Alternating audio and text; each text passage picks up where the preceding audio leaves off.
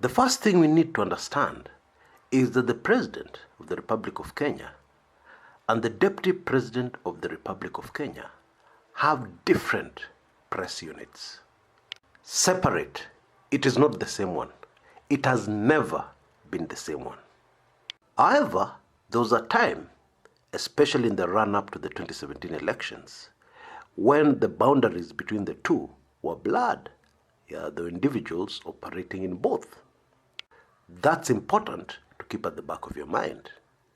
Now, according to us, according to me, this drama started with an earlier tweet. The earlier tweet was by Dennis Itumbi, showing Rachel Ruto, wife of Deputy President William Samoei Ruto, distributing food in Turkana. Now, those photos shared on Twitter were real. However, these photographs of Her Excellency were actually dated April 2014, 5 years ago. And although Itumbi issued an apology and withdrew those photographs, deleted them, telling Kenyans that he relied on unverified photographs, the damage was already done. And the damage was on the DP Ruto camp. And it became very clear that this particular publicity did not have the blessings of the Deputy President. How do we know that? Because of the statement the Deputy President issued later.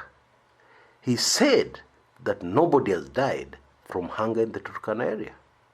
Indeed, when he started these statements with the words that there's been a lot of fake stories online, he probably was referring to the photograph of his wife, Her Excellency Rachel Ruto, which was posted, intending to show that she was actually distributing food in 2019, Omo food and other items to people in Turkana in 2019, when actually it happened in 2014.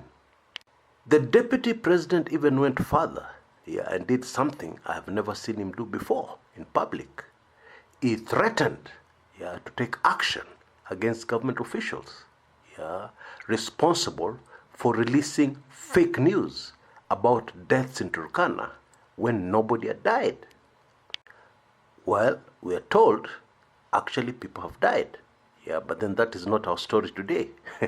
So let's stick to what we're doing here. And now, let's move to the President.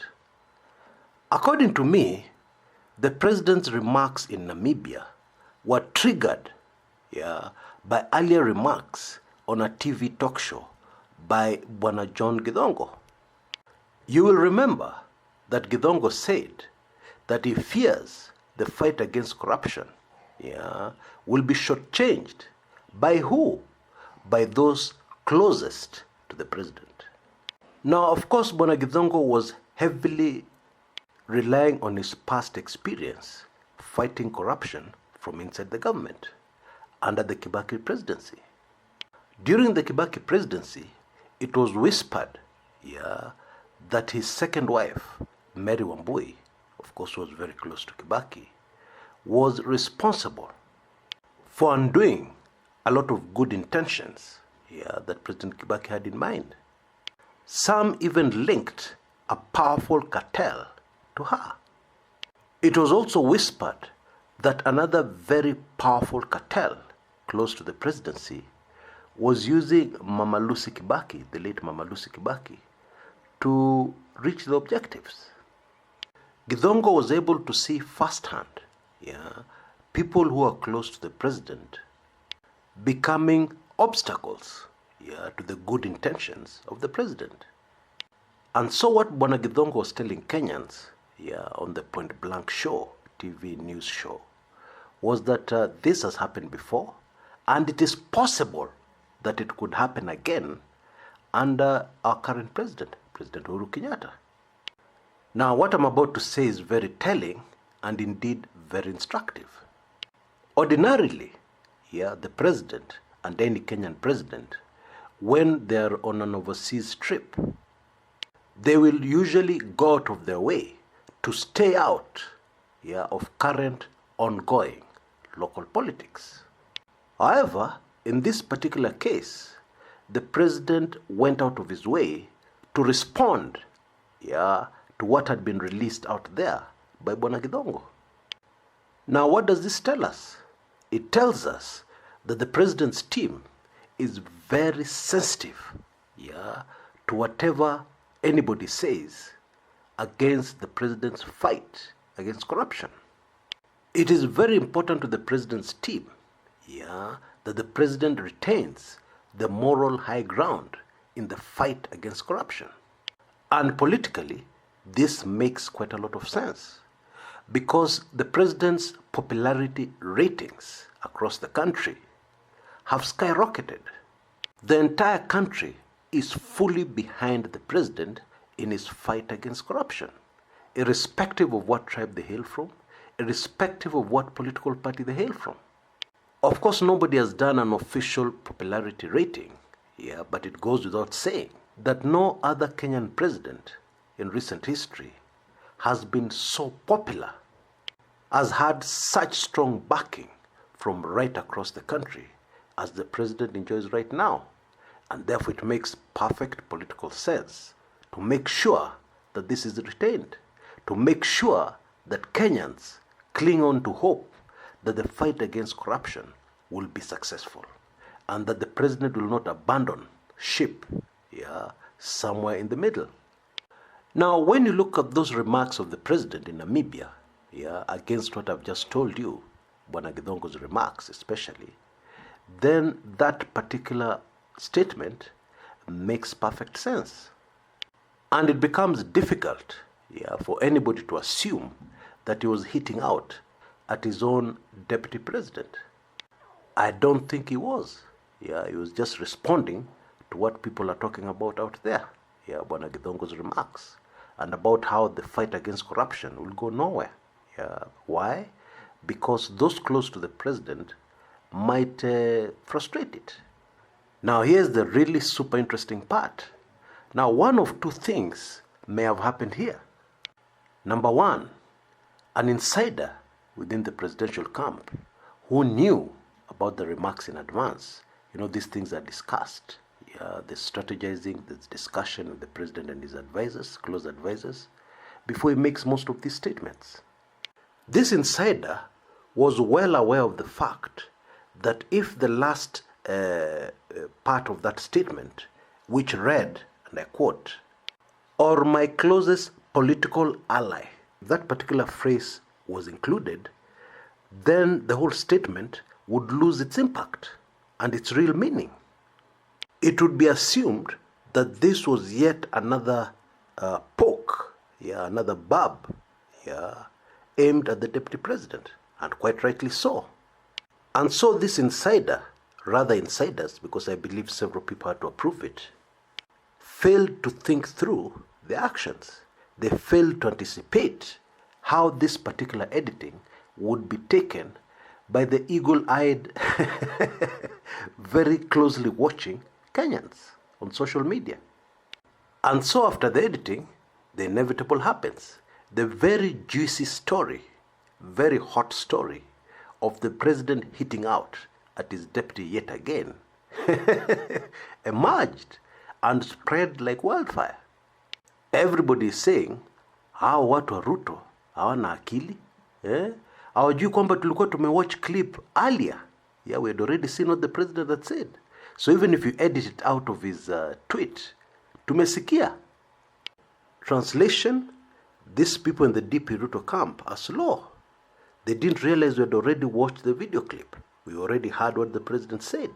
So even if they edit it out of the Twitter tweet, we know. And so, what is the logical thing to do when something like that happens? You disable the president's Twitter account.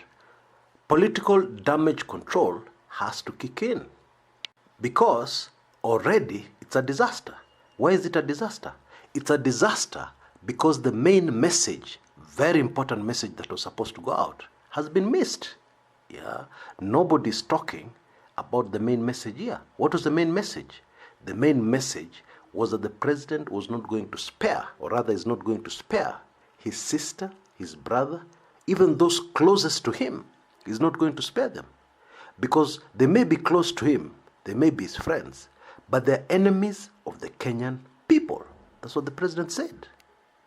It means that this message has to be repeated again in future. But meanwhile, State House has to act, and release a statement that includes phrases like unauthorized access, which in my view is also another very clever way of turning a disaster to your advantage. How so? The whole idea here is to paint the deputy president's camp as being an obstacle in the fight against corruption. Most Kenyans believe that this is a fact, but of course it will do no harm to the president's camp to highlight it, by saying somebody accessed the president's Twitter account and that person had no authority. The implication is that that person was sympathetic towards the deputy president and his camp. The second possibility, of course, is what most Kenyans believe, that somebody sympathetic to DP Ruto accessed the president's Twitter account and edited the president's tweet. Now, that is extremely juicy. Hiyo ni mshene kali. And therefore, quite rightly so, most Kenyans will not be interested in being convinced otherwise, that there's another explanation. This second possibility is, of course, much more entertaining. But in my view, political analysis is not for entertaining. This is very serious business. Bottom line, in my view, I highly doubt if the second possibility is true. And of course, those who are pushing this theory are referring to the earlier disaster, where the second lady, Rachel Ruto, had photographs online, showing her distributing food to Turkana. And therefore, this second move would look like a revenge, a revenge tweet in response to the earlier embarrassment, against the DP Ruto camp. Now, maybe to convince you further, the president's accounts, and the whole process of tweets at State House is very secure, And if I can just quickly remind you, in July last year, July 2018, State House reorganized, the official tweets from State House, The president's chief of staff, Bwana Nzioka Waita, announced that the official Twitter channels from State House are only as follows: at State House Kenya, at Uhuru Kenyatta, at First Lady Kenya, and at Kanze Dena. Period. No other accounts should be construed as official word from State House. And of course, those accounts must have been made very secure at that time. With very clear guidelines as to who will access what. And who will approve what to go where. Making the chances of interference from an outside party, not even the deputy president camp, highly unlikely.